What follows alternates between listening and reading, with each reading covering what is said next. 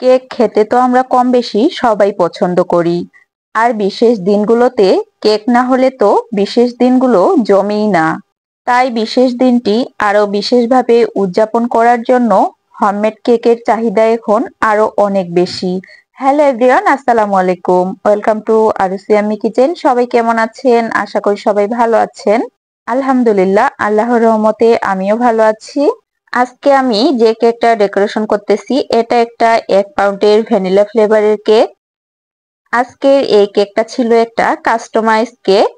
এই কেকটা নিয়েছিল আমার বন্ধুর বোন। তো অর্ডারটা আসে আমার বন্ধুর মাধ্যমেই। কেকটা যেদিন নিয়েছিল তার 2 দিন আগে হঠাৎ করেই আমার বন্ধু আমাকে বলে যে আমার একটা কেক লাগবে। তো আমি বলি যে কি ফ্লেভারের এবং ডিজাইন থাকলে দিস আমাকে, তাহলে আমি সেভাবেই করে দেওয়ার চেষ্টা করব। তো আমার বন্ধু বলে যে ভ্যানিলা ফ্লেভারের কেক নিব 1 পাউন্ডের, আর ডিজাইন আমি পাঠাচ্ছি। তো যখন কেউ ডিজাইন পাঠায় আর বলে যে সে অনুযায়ী কেকটা করে দিতে, তখন কিন্তু একটু টেনশন কাজ করে যে আসলে আমি সেভাবে করে দিতে পারবো কিনা। কিন্তু আমার সে কনফিডেন্সটা ছিল যে না, আমি এই ডিজাইনটা করতে পারবো, তাই আমি অর্ডারটা নিয়েই নেই। আর এই তো আমার বন্ধুর পাঠানো কেকের ডিজাইন এটা।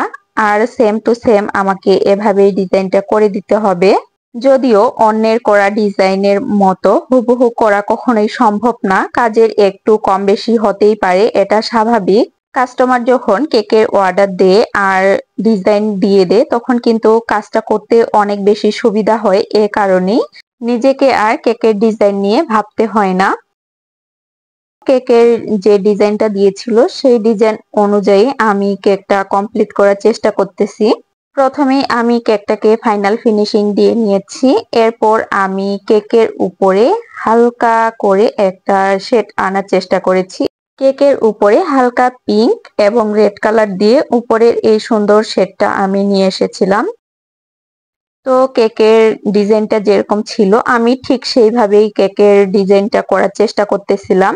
আমার আজকে কেক ডেকোরেশনের ভিডিওটা ফেসবুক থেকে প্রথমবারের মতো দেখে থাকলে প্লিজ আমার পেজ ফলো করবেন, আর ইউটিউব থেকে দেখে থাকলে প্লিজ আমার চ্যানেল সাবস্ক্রাইব করবেন। আর যারা অলরেডি আমার ভিডিওগুলো দেখেন তাদেরকে অসংখ্য ধন্যবাদ। আমার কেক ডেকোরেশনের ভিডিওগুলো আপনাদের কাছে কেমন লাগে তা অবশ্যই কমেন্ট করে জানাবেন, এতে করে আমি অনেক বেশি খুশি হব। আর এই তো এর মধ্যেই আমার কেক ডেকোরেশন কমপ্লিট।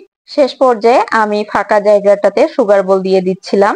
আর এই তো আমার বন্ধুর দেওয়া কেকের ডিজাইনটা আর আমার কেকটা আপনারা দেখে অবশ্যই জানাবেন যে কতটা আমি পেরেছি কাছাকাছি নিয়ে আসতে। ছবিতে যে কেকের ডিজাইনটা দেখালাম ওই কেকের ডিজাইনের কালারটা আর একটু ডার্ক দেখাচ্ছিল। এর কারণ হচ্ছে একটা কেকের ছবি যখন তোলা হয় তখন কেকের কালারটা আর একটু ডার্ক আসে।